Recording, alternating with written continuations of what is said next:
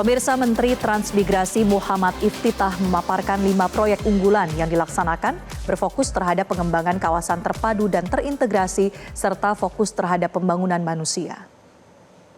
Hal tersebut disampaikan dalam kunjungannya ke Metro TV di Kedoya, Jakarta Barat pada hari ini. Kunjungan Menteri Transmigrasi disambut langsung oleh Direktur Utama Media Group Arief Suditomo dan seluruh jajaran direksi Metro TV. Dalam pertemuannya ditekankan, proyek transmigrasi menjadi proyek strategis nasional atau PSN di Kementerian Transmigrasi. Rencana ini bertujuan untuk melaksanakan transmigrasi lokal bagi warga yang terdampak proyek Rempang Eco City di Kota Batam dan Kepulauan Riau. Nantinya masing-masing pulau akan ada 5 proyek prioritas yang akan berfokus terhadap pengembangan kawasan terpadu dan terintegrasi, serta berfokus terhadap pembangunan manusia. Dengan pembangunan kawasan Rempang, Menteri Transmigrasi berharap kawasan ini bisa menjadi titik penghiliran yang dapat menjadi serambi Indonesia di perbatasan. Ekspedisi Patriot itu rencananya dari Jepang melibatkan dunia usaha. Apa kami bikin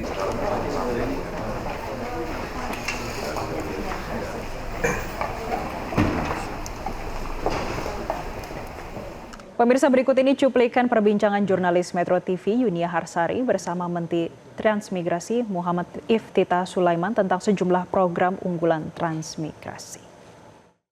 Hai pemirsa, saat ini saya ada di Newsroom Metro TV. Biasanya saya suka keliling ya, datang ke kementerian lembaga untuk ngobrol-ngobrol bersama dengan pemangku kebijakan. Nah, kali ini kami kedatangan tamu spesial, yakni Menteri Transmigrasi Iftitah Sulaiman. Saya nggak mau menyanyiakan kesempatan ini pemirsa, ayo kita cari tahu apa sih tantangannya menjadi Menteri Transmigrasi di era Presiden Prabowo Subianto. Halo Pak Menteri, apa kabar?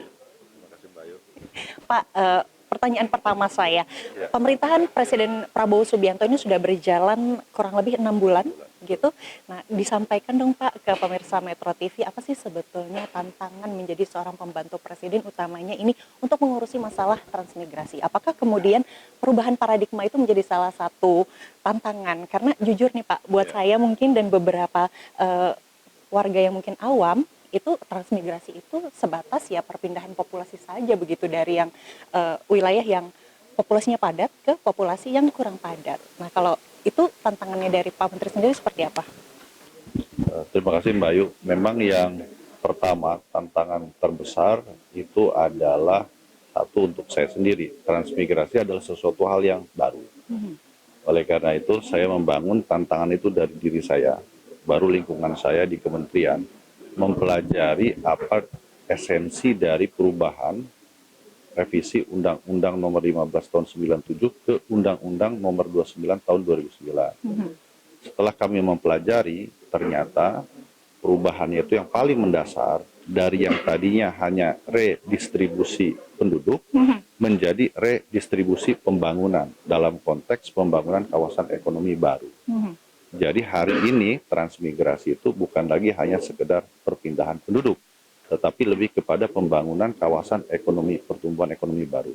Nah, inilah yang mesti kami terus sosialisasikan kepada masyarakat sehingga nanti ada satu pemahaman yang betul-betul utuh dari masyarakat, dan tantangan lainnya adalah bagaimana menerjemahkan atau mengimplementasikan dari transformasi itu.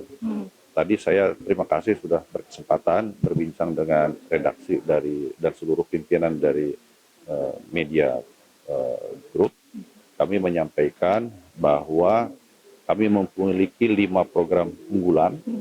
Yang pertama adalah program Transtuntas, yakni menyelesaikan masalah lahan HPL transmigrasi. Kami punya PR sekitar 129.000 bidang tanah yang belum tersertifikat.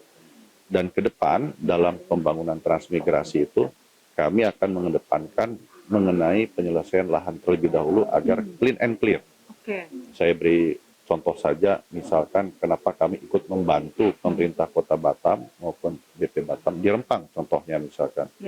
Itu sebetulnya persoalan utamanya bukan sekedar masalah relokasi, tapi persoalan utama yang paling mendasar itu adalah kepastian hak atas tanah bagi warga lokal. Misalkan kami contohkan Kampung Tua, saya sarankan kepada Wali Kota Batam mungkin tidak perlu harus direlokasi kalau memang diteliti memang sudah dari turun-temurun di situ. Transmigrasi juga bisa ikut diberikan insentif tersebut kepada warga kampung tua selama clean and clear kepastian hukum tanahnya. Nah, hanya mungkin di sana bisa diberikan dalam bentuk hak komunal atau tanah ulayat. Sedangkan yang pindah bisa diberikan dalam bentuk hak milik. Gitu.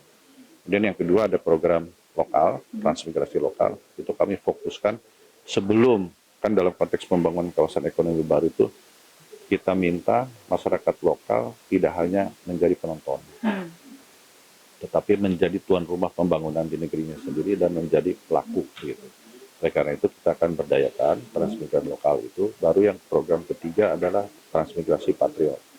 Transmigrasi patriot itu ada 2 turunannya. Satu tim ekspedisi patriot, ya ini para peneliti, researcher, lulusan S1, S2, dan S3 dari kampus-kampus ternama yang kami terjunkan ke 153 kawasan transmigrasi. Meneliti di situ potensinya apa dan apa yang bisa kita lakukan untuk melakukan revitalisasi. Yang keempat, transmigrasi karya Nusantara. Kedua, transmigrasi patriot itu adalah beasiswa pendidikan untuk mahasiswa S1, S2, dan S3 yang kuliah di universitas ternama, double degree dengan universitas lokal, kemudian tapi tinggalnya secara metode pendidikan hybrid di kampus di lokasi kawasan transmigrasi.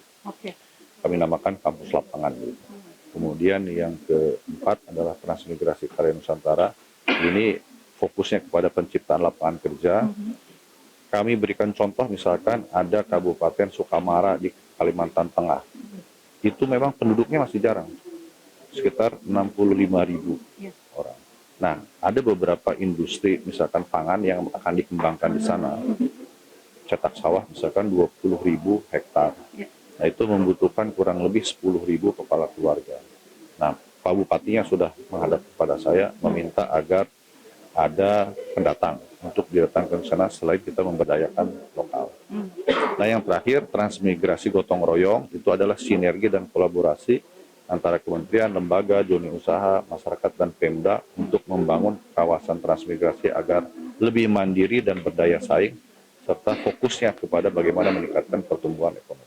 Oke, baik. Terima kasih banyak Pak Menteri sudah berbagi cerita dan inspirasi di Metro TV. Demikian perbincangan kita untuk kali ini. Saya Yuni Harsari dan juru kamera Agustin Laurin. Sampai jumpa.